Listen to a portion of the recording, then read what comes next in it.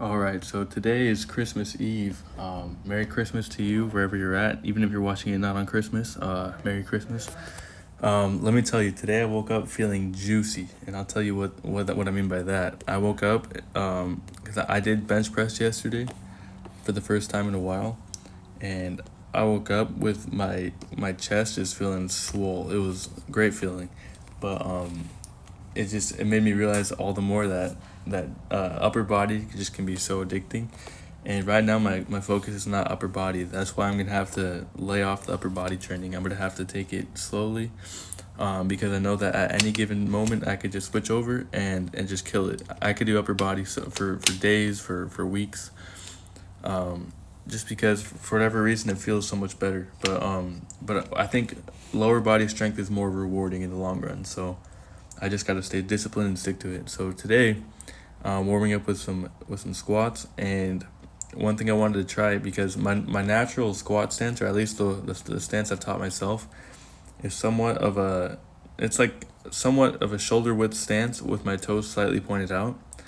And one thing I've been thinking about is how my quads don't usually get targeted unless I'm doing like a heavy weight, and then that's when I feel my quads engaging. So today I wanted to adjust my stance a little narrower, and it felt a little unnatural. It felt a little out of the ordinary, but I did it so that I could focus on my quads. So I put my feet inside of shoulder width, and I made sure that when I squatted, I kept my toes pointed forward, and I kept my hips back, and did not let my knees drift apart. I kept my knees in a straight line down to my toes. I squatted up and down without too much side to side, and I really felt it. It blasted my quads, and so maybe not the most powerful squatting position, but I think it's effective when you're training for your overall squat to adjust your stance and do a wide variety of different stances so that you can hit different parts of your legs, so that when it comes time to go for that PR or whatever you're going for, whatever goal, you'll have the most strength possible, and that's the real goal. So it's important to mix it up, try new things. So I decided, I guess I was feeling good, but I wanted to keep warming up, so I did some more squats with the bar. I think today I only went up to about 185, and that's because as of right now, my max in air quotes, I explained in the other video, I don't have a max yet because I feel as if I've never really trained effectively ever before in my life, to the point where like my mechanics were fine-tuned. So any number I've previously touched, I don't really consider it as a PR or a max. But anyway, right now the heaviest weight I'm pushing is a little bit over 225, around 225, 235, anywhere in that range. And so I didn't use a calculator, but I calculated that anywhere like 60 to 80%, I just kind of guessed in my head would be about 185. So I wanted to push that today just to continue to put that volume in, even though I'm not lifting heavy today.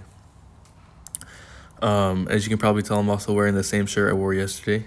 Don't judge me. Today's Christmas Eve. Not a nice thing to do. But anyway, now we're working up to the 25. So one thing I also noticed after yesterday is that when I woke up today, I really felt like I was talking about in the other video how one of my things that I'm looking at for when it comes to upper back is to increase the width of my back and stability. I could really tell when I was doing the bench press yesterday that my back was not stable enough in order to push the maximum amount of weight, and I could feel my body wobbling back and forth as if it wasn't on a sturdy surface. I think the same goes for squats. I think that the wider and stronger your back is, the easier it'll be to support the weight. Having wider shoulders and all those things. And that's not even from a strength standpoint, that's from a stability standpoint. The more stable and supported the weight is, the easier it'll be to move. So anyway, so after squats, I decided to do some upper body stuff, and that was just because I want to focus on improving my squat. And so in my mind, I do that by any means possible, and one of those means is training my upper back. So anyway, so just so it doesn't get too boring, I'm going to switch it up here. So keep watching my form, keep watching how I'm squatting. Anyway, so I was just reading the other day in the Bible. I read John chapter 1, and this is just a classic chapter of the scriptures. And the only reason why is because whenever someone hasn't read in a while, you always go back to the beginning of something, right? You always go back to the chapter 1 of something. And so there's Matthew, Mark, and Luke, John. Those are all the first four chapters first four books of the New Testament. So me not having read the New Testament in a little bit, and I wanted to start to get reacquainted. I've loved that book and I've read it many times, but I wanted to read it one more time. I decided to go to John chapter 1. And so it talks about how the Word was with God, the Word was with God, and it was God, all that stuff. I can't even remember how it says it. Anyway, John's trying to be all fancy, and he describes how Jesus is the Word of God. That in my mind, that kind of means that out of all the words in the scriptures, out of all the words that you'll hear from other people, anything that anyone else says, the most important word is Jesus. And if there was only one word you needed to know, that would be the one word. I think that's what John is trying to get at. And he talks about how the word was made into man, into a human. It was sent among us, and we rejected it. We understood it not, comprehended it not. We rejected the word. Anyway, so kind of trying to paint a bleak picture of, I guess, what could have happened. Because we don't know if we were in those times, who knows if we would have accepted or rejected Jesus, him being just a random person with a message. Who knows if we would have felt in our heart the connection to God through him? Because many people didn't. Many people decided that they loved their own ways, their own traditions, and their own values more than they loved God. And so it's a humbling thought, especially at this time, to know that even though Christmas is a day where we celebrate Jesus Christ, it's easy for us because we know about him years later. If we didn't know anything about him before and he approached us, would we accept him or reject him?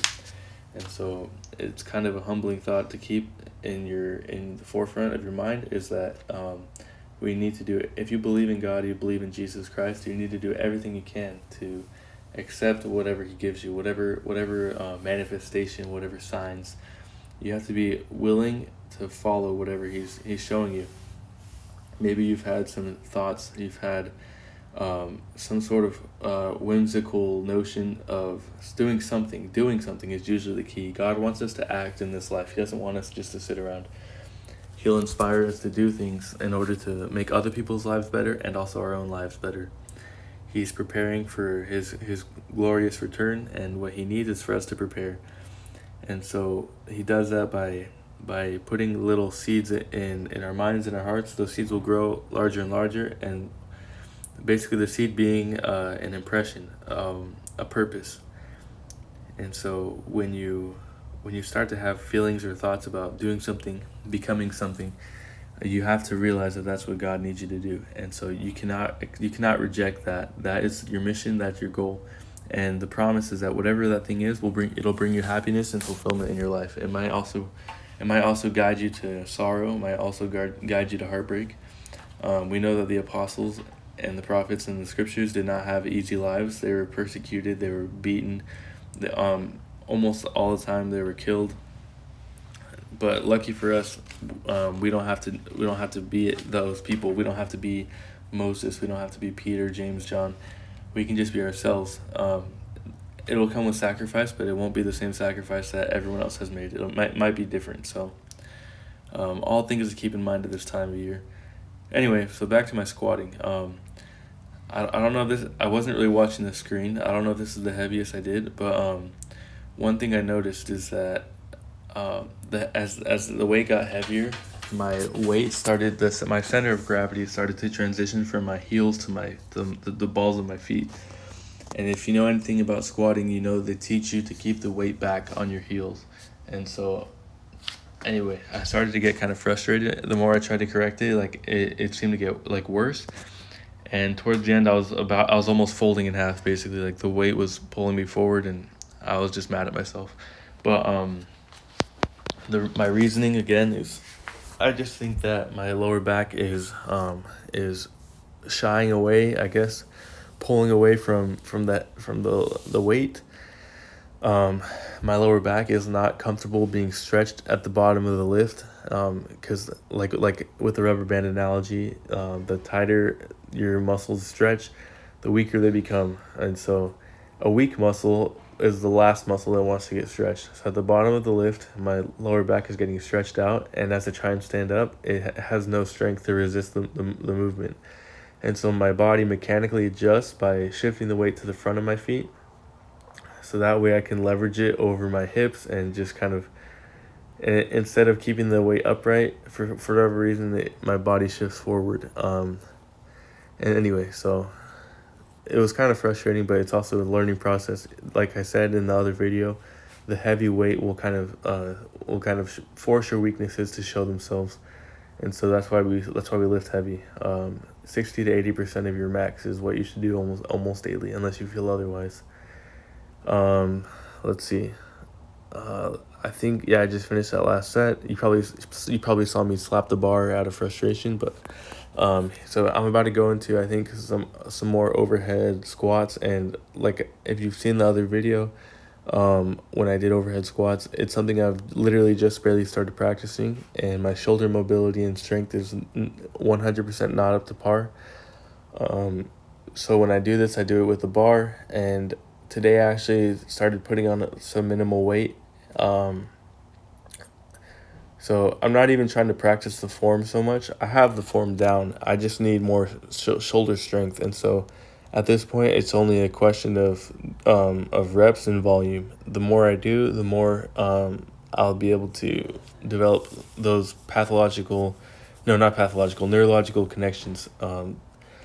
It's just a game of how many reps can you do and how fast can you develop those connections. Once your brain is connected to your muscle groups that you're trying to work, then the progress just takes off from there.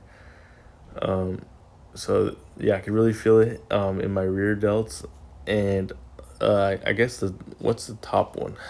I know there's like anterior delt, posterior delt, or whatever, and then there's a bunch of different ones. So I felt the back of my shoulder and the top of my shoulder during this.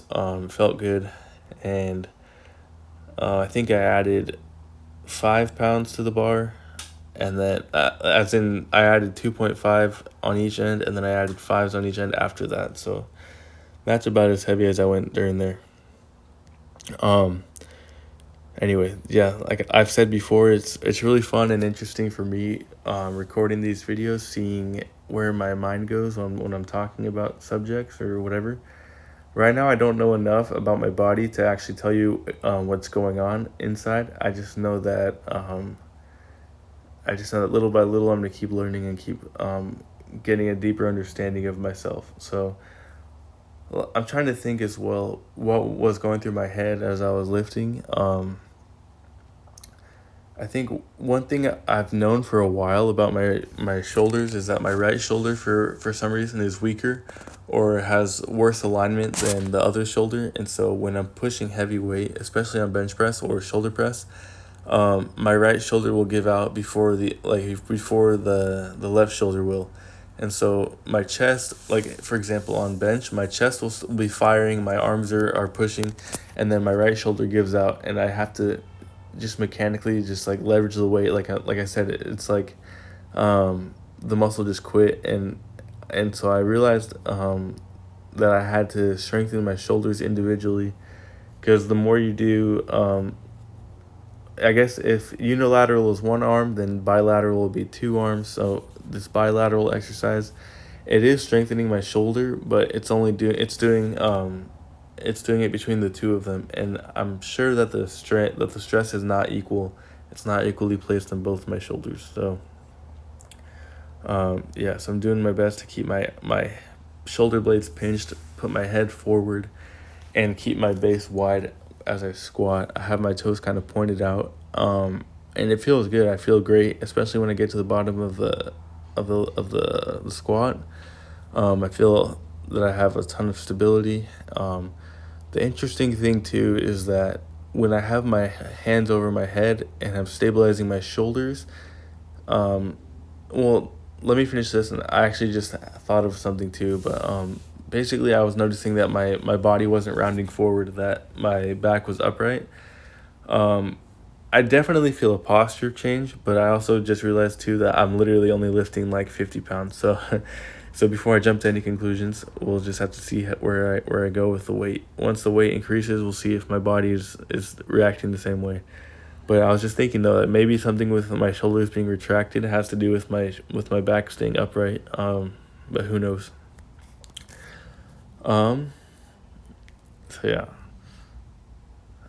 I think I gotta edit these videos to make them shorter. I gotta edit out these breaks. I know I wanted to show you guys my rest time, um, and show you basically like my whole workout just so you can see it. But I might have to start editing these more so that I can be more concise. At the same time, maybe I should just learn how to talk better. If I learn more about, like I said, like anatomy and more about all, like more ideologies about weightlifting, I could just share them with you guys. But for right now, my mind is in the beginning stages of learning. So I just got to learn about these things. Over time, I'll get better.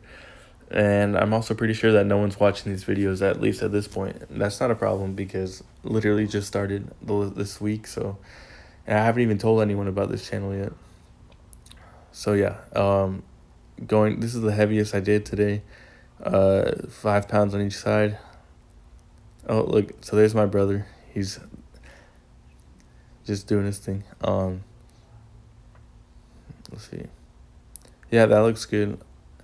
I don't know if anyone knows much about this, like the overhead snatch and all these things. If they could give me tips about my form or anything like that, it'd be welcomed. That one, yeah, that one, the bar was going too far back. I had to stand up and correct it.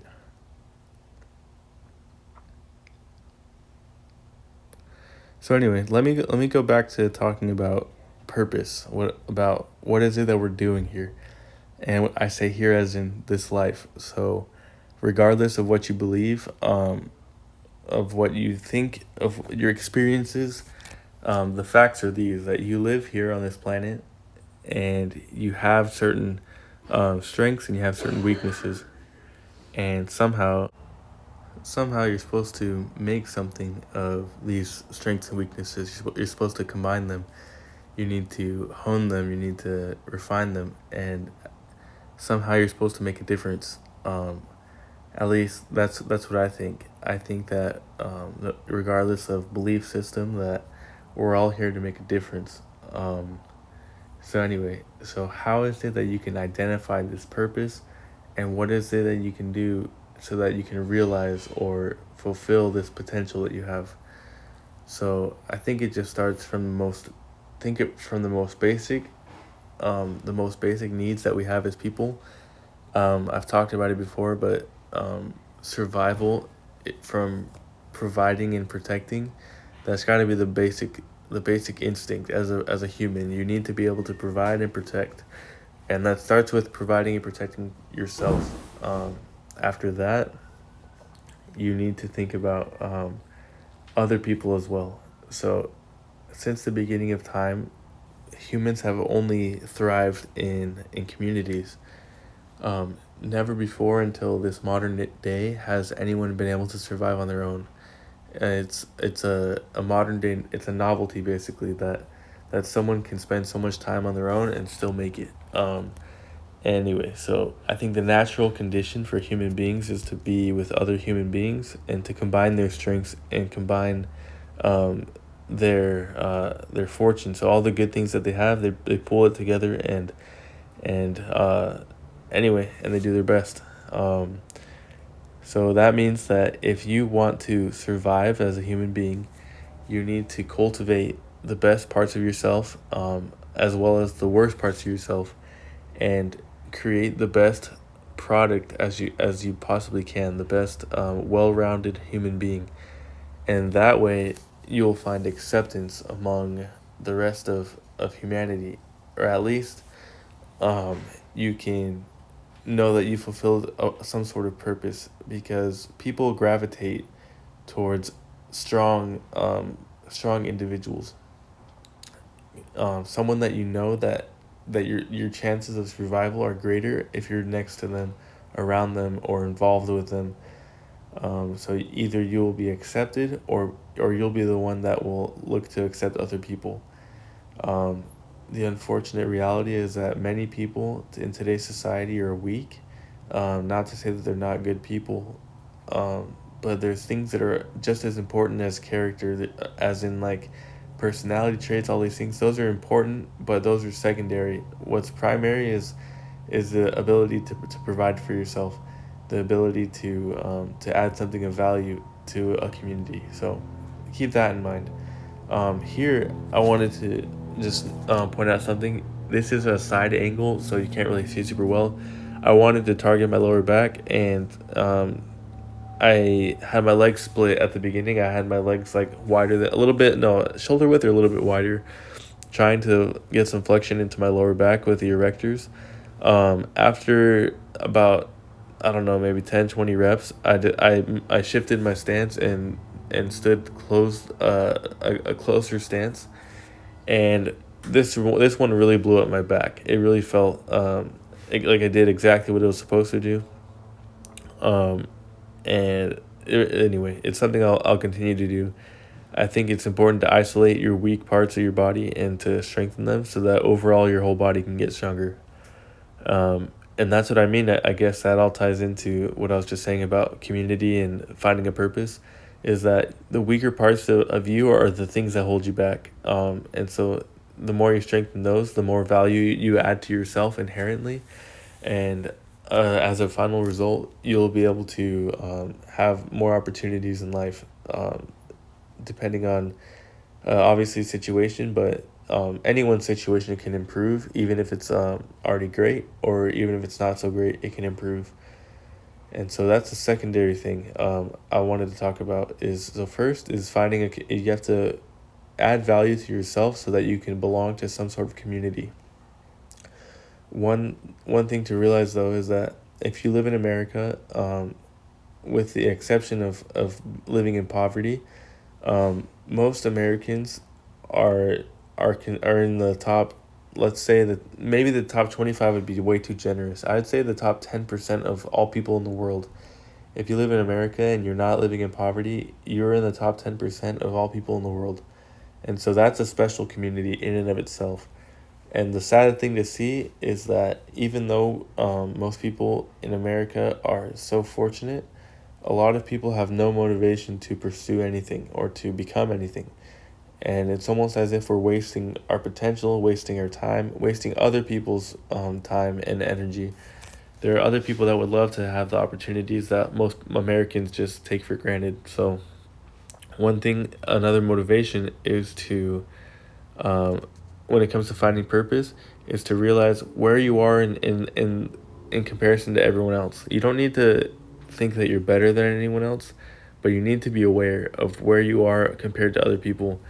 And when you think of this, you realize that in modern day America, those who are not living in poverty, those who have opportunities to provide it for themselves, that and I'm one of those people, that we're on the cusp of the greatest thing that's ever been achieved.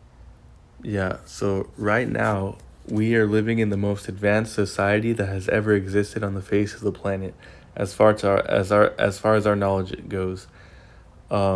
And every day we wake up, we have an opportunity to push forward and to do more than anyone has ever done. And so we, despite what other people say, I think that we are the greatest generation to have ever touched the face of the planet. And it's not due to our own abilities or anything like that, just due to the fact that everyone before us has lived and died and given everything they had, and what was left over is what's given to us. And so our potential is just astronomical. The places we can go and the things we can do. But one thing that's so sad to see, I blame this on Satan or Lucifer or whatever you want to call it. If you don't believe in that, you can blame it on whatever you want. But I believe that evil influences have stopped people like normal people to from progressing. I think that normal people have allowed themselves to become complacent with their greatness that they haven't even worked for yet. And I just think that the only way to combat this is for those who are disciplined to work and to show an example, to give to shed light on the issues that really matter. Politics and all these things are just secondary. I think the biggest issue is that people are sad. People are not living their best lives. And so the only way to fix that is by showing people what a good life looks like, what are the principles and values that matter the most, and allow other people to see that. And those who want to will follow suit, and those who don't will live and die in a miserable condition. That's so sad, but it really is the only way that I see it working. You can't make anyone do anything that they don't want to do. So that's one reason why I'm filming these, recording these. I just really want to make a difference.